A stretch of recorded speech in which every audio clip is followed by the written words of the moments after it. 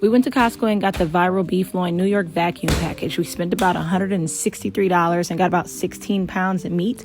We're going to go ahead and slice this thing up and see how many actual steaks we can get out of this and see if it's really worth the $163 and just buying it in bulk instead of buying it in pieces. After getting it out the wrapper, I went ahead and patted it down and sliced it down the middle to make it easier to maneuver. So I'm just going to move one over to the stove so I can get to work on this one. I'm going to cut off some of the excess fat just to trim it a little bit, but I'm not going to get rid of it. I'm going to make some beef tallow out of it. And then using my pointer and index finger, I'm going to use it as a guide to score the meat.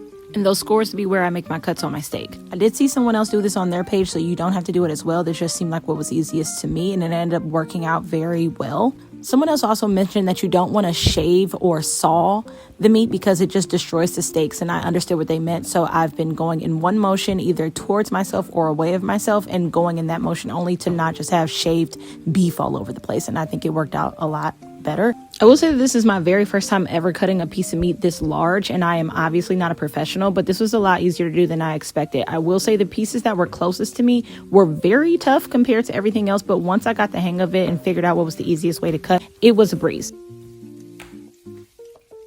19. I was able to get about 19 steaks out of that entire roll for $163. That breaks down to about $8.50 a steak, which is like really good if you ask me. I'm going to go ahead and vacuum seal some of this and put some more in Ziploc containers and then store it. I vacuum sealed about a fourth of it and put the rest of it in my deep freezer. I think this was a great deal. I will definitely be doing this again.